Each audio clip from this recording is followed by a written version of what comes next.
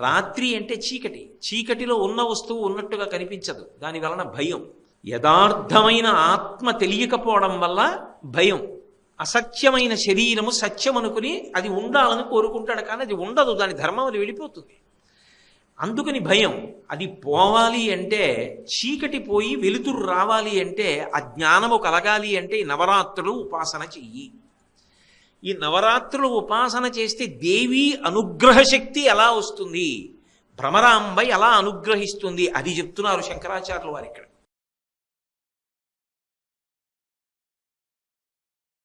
కాబట్టి ఆ తల్లి బాహ్యమునందు చూశారా మహాపతివ్రత, శివుణ్ణి విడిచిపెట్టి ఉండదు. ఆంతరమునందు చూశారా ఆమె శబ్దశక్తి, ఆధారముతో కలిసి ఉంటుంది. అంటే ఈ శ్లోకం దగ్గరికి వచ్చేటప్పటికి శంకరాచార్యుల వారు మంత్ర సంబంధమైన విషయంతో మొదలుపెట్టారు కాబట్టి శబ్ద సంబంధమైన విషయాన్ని విస్తరించారు. దాన్ని చాలా అందంగా ఆమె పాతివ్రత్యాన్ని ఆవిష్కరిస్తూ కలిపారు. అందుకని షట్తారాంగణ దీపికాం శివసతీం షడ్వైరి వర్గాపహాం, ఆమె యందు ఒక అద్భుతమైన శక్తి ఉంది. ఇది అనుగ్రహ శక్తి అంటారు. ఒక్కొక్క శక్తికి ఒక్కొక్క అనుగ్రహం ఉంటుంది అమ్మవారికి. ఈ అనుగ్రహ శక్తి ఏం చేస్తుందంటే, ఏవి పతనం చేసేస్తాయో వాటిని సాధన కింద మార్చేస్తుంది. ఇది కలగడం కోసమే అమ్మవారిని ఉపాసన చేస్తారు. నిజానికి దీని కొరకు భగవతిని ఉపాసన చెయ్యాలి. ప్రత్యేకించి శారదా నవరాత్రులు అని ఇప్పుడు ఎందుకు చెయ్యాలి అసలు ఈ 9 రోజులు? అబ్బా 10 రోజులు కుంకుమార్చన అండి, రోజు రావాలా అండి, రోజు కుంకుమార్చన కూర్చోవాలా అండి అన్న పరిమితి ఎందుకు రావాలి? ఎందుకు శారదా నవరాత్రులన్నవి ఈ ఆశ్వీజ మాసంలో ప్రారంభంలో శుక్లపక్షంలో పెట్టారు అంటే, బ్రాహ్మీ ముహూర్తము అని ఒక ముహూర్తం ఉంటుంది, తెల్లవారుజాము కాలం. అది తనంత తానుగా పరమ పవిత్రం. ఆ సమయంలో మనసు లయమై దేన్ని మీరు పట్టుకున్నారో దాన్ని పట్టుకుంటుంది బాగా.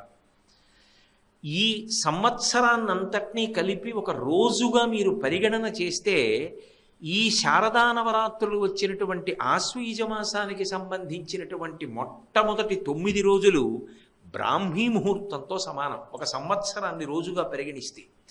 ఇది అమ్మవారి ఉపాసనతో ప్రారంభం కావాలి. అందుకే మీరు ఒక చమత్కారం చూడండి. అసలు నెలలు చెప్పినప్పుడు మొదటి నెల ఏది? చైత్రం. చైత్రము, వైశాఖము, జ్యేష్ఠము, ఆషాఢము, శ్రావణము అని కదా చెప్తాం. నక్షత్రాలు చెప్పారనుకోండి, మొదటి నక్షత్రం ఏది? అశ్విని. అశ్విని నక్షత్రంతో చంద్రుడు కూడాడు అనుకోండి, ఏ మాసం వస్తుంది? ఆశ్వీజ మాసం వస్తుంది. మొదటి నక్షత్రంతో కూడిన మాసం మొదటికి వచ్చిందా? రాలేదు. 27 నక్షత్రాల్లో 13 అటు 13 ఇటు వదిలితే చిత్తా నక్షత్రంతో కూడితే చైత్రమాసం మొదటికి వచ్చింది. ఉపాసనలో మాత్రం మొదటి మాసం ఏది అంటే ఆశ్వీజ మాసం, అక్కడ మొదలు. అందుకే ముందు గణపతి పూజ భాద్రపద మాసంలో విఘ్నేశ్వరుడికి, మహానుభావ ఏ విఘ్నాలు లేకుండా చెయ్యి అని ఆయనకు నమస్కారం పెట్టి శ్రీ గురుభ్యో నమః, ఆషాఢమాసంలో గురువుగారికి నమస్కారం పెట్టి అమ్మవారి దగ్గరికి వచ్చి కూర్చుంటాడు. ఇది బ్రాహ్మీ ముహూర్తం సంవత్సరంలో. ఇప్పుడు అమ్మవారి ఉపాసన చేశారనుకోండి, ఉపాసన వలన ఫలితమేమి? నాకు మనవడు పుట్టాలండి, నాకు మనవరాలు పుట్టాలండి, నేను ఆరోగ్యంగా ఉండాలండి, మా ఆవిడ ఆరోగ్యంగా ఉండాలి, నా కుటుంబం సంతోషంగా ఉండాలి, అందరూ సంతోషంగా ఉండాలి, మంచిదే, అందులో తప్పేమీ లేదు, కోరవలసింది. అవి ఒక గృహస్థుకి ఉండవలసినటువంటి అవసరములు. అవి ఇవ్వడం పెద్ద కష్టము కాదు ఆవిడికి. ఆవిడ కామకోటి అది కాదు. ఆవిడ మనిషి జన్మని మనిషి జన్మగా సార్థక్యమిస్తుంది. అది శారద. అందుకే మొదటి 3 రోజులు మహాకాళి, తర్వాత 3 రోజులు మహాలక్ష్మి, తర్వాత 3 రోజులు మహాసరస్వతి. 9 రోజులు అలా ఉపాసన చేస్తారు సరస్వతీ పూజ అని. ఎందుకని అంటే, ముందు మహాకాళీ స్వరూపాన్ని ఉపాసన చేసి దుర్గుణములను వదిలిపెట్టాలి. మహాలక్ష్మి ఉపాసన ద్వారా సుగుణములను అలవరుచుకోవాలి. సరస్వతి అనుగ్రహము వలన సిద్ధిని పొందాలి. అది నవరాత్రి క్రమం. అప్పుడు 9 ఏమైంది? తర్వాత 10లో చేరింది. ఏది 9? అంకెల్లో పెద్దది, సంఖ్యలో చిన్నది 10. ఒకటి పక్కన సున్నా అయిపోయింది. ఏదా ఒకటి? పరమాత్మ. దాని పక్కన పూర్ణత్వాన్ని పొందింది. పూర్ణమద పూర్ణమిదం పూర్ణాత్ పూర్ణముదచ్యతే పూర్ణస్య పూర్ణమాదాయ పూర్ణమేవావశిష్యతే. అందుకు నవరాత్రులు. రాత్రి ఏం చేస్తాం? పడుకుంటాం అప్పుడు ఇప్పుడు కూడా. మరి రాత్రులు ఏమిటి? రాత్రి అంటే చీకటి. చీకటిలో ఉన్న వస్తువు ఉన్నట్టుగా కనిపించదు, దాని వలన భయం. యథార్థమైన ఆత్మ తెలియకపోవడం వల్ల భయం. అసత్యమైన శరీరము సత్యం అనుకుని అది ఉండాలని కోరుకుంటాడు, కానీ అది ఉండదు, దాని ధర్మం అది వెళ్ళిపోతుంది. అందుకని భయం. అది పోవాలి అంటే, చీకటి పోయి వెలుతురు రావాలి అంటే, ఆ జ్ఞానము కలగాలి అంటే ఈ నవరాత్రులు ఉపాసన చెయ్యి.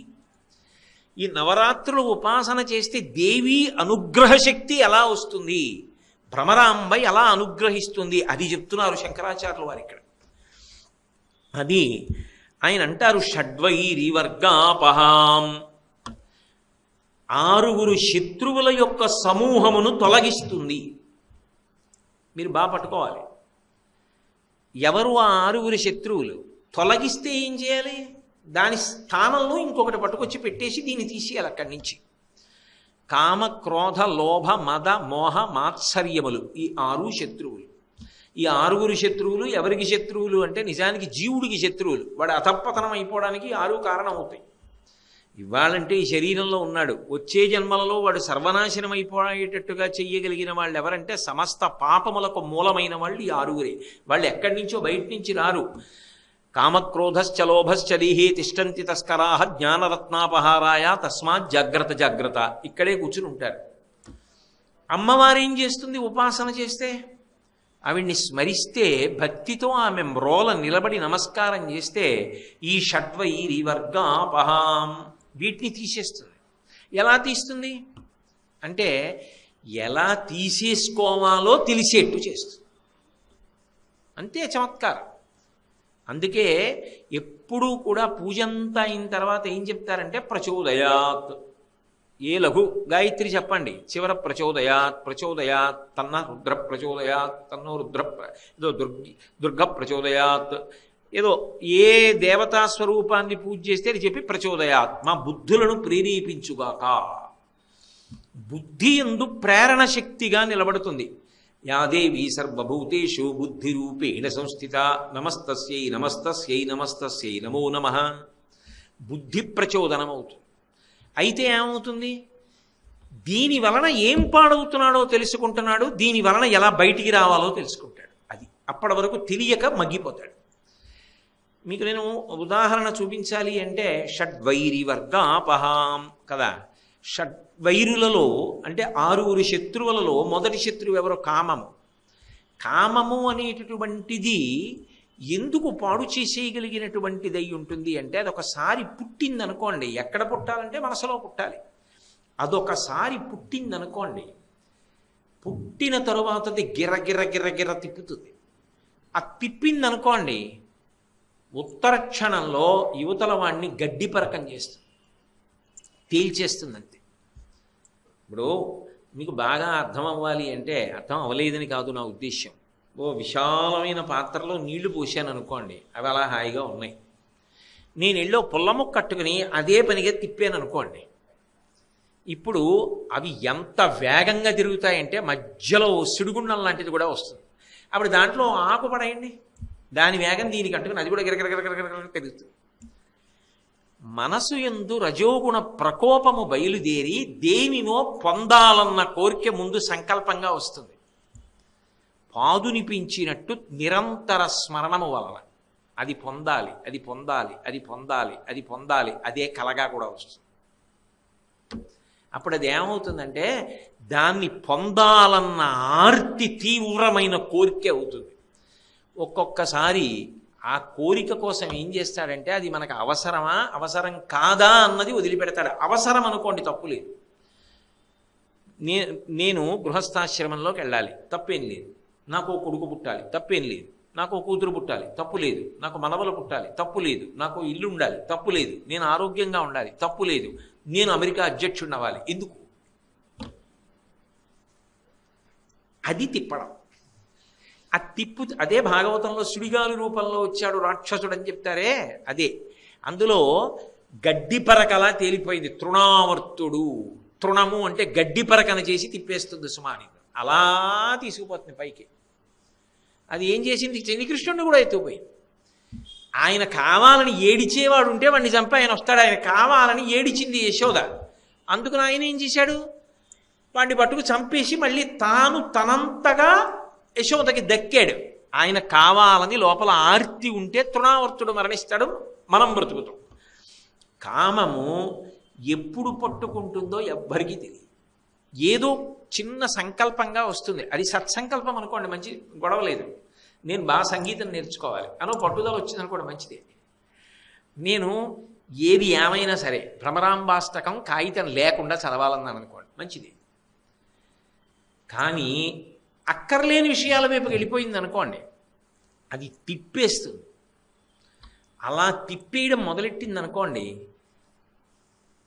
ఆయన ఏం చేస్తూ ఉంటాడు అంటే అగ్నిని ఆర్పడానికి నెయ్యి పోస్తూ ఉంటాడు. ఎదురుగుండా అగ్ని రగులుతోంది అనుకోండి, అక్కడ నేతి జాడి ఉంది, ఆ నెయ్యి వేడికి కరిగిపోయింది. తెలియక పిల్లాడు ఏం చేశాడు? నీళ్ళలాగే ఉంది కదా అని పట్టుకెళ్ళి అగ్నిలో పోశాడు. భగ్గున మండుతుంది. అగ్నిలో నెయ్యిని పోస్తే అగ్ని మరింత రగిలినట్టు మనసులోకి వచ్చిన ప్రతి కోరికని తీర్చుకునే ప్రయత్నం చేస్తే కొత్త కోరికలు పుట్టి తిప్పుతూనే ఉంటాయి. ఈలోగా ఆయుర్దాయం అయిపోతుంది, హీనోపాధుల్లోకి వెళ్ళిపోతాడు. అందుకే ఎక్కడో అక్కడ తృప్తి. అవసరం అన్నది ఎప్పుడైనా ఉండొచ్చు, దాన్ని ఎవరు కోరిక అనరు. అసలు అవసరం అన్నది ఉండవలసింది, తప్పేం లేదు. అందులో అడగడం కూడా తప్పు కాదు. అర్థో జిజ్ఞాసురర్థార్థి జ్ఞానీచ భరతర్షభాన ఆయనే ఒప్పుకున్నాడు. అది ఏం చేస్తుందంటే ఆ కామము నన్ను పట్టుకుంటోంది అని గ్రహిస్తాడు. అమ్మవారి అనుగ్రహం కలిగిందనుకోండి, నన్ను గడ్డిపరకని చేస్తోంది, నేను తిరుగుతున్నాను, అక్కరలేని విషయాల జోలికి నేను వెడుతున్నాను, నా జీవితం నిష్ప్రయోజనం అయిపోతుంది. ఇక మళ్ళీ ఇది రమ్మంటే వస్తుందన్న నమ్మకం ఏం లేదు మనుష్య జన్మ. మళ్ళీ నాకు స్వరపేటికి ఉంటుందని ఏమిటి నమ్మకం మిగిలిన ప్రాణులకు లేదు, నాకుంది. కాబట్టి నేను సద్వినియోగం చేసుకోవాలి. అప్పుడు ఏం చేస్తాడంటే ఈ కామాన్ని గెలవాలి అనుకున్నవాడు భగవద్ధ్యానమునందు ప్రవేశిస్తాడు.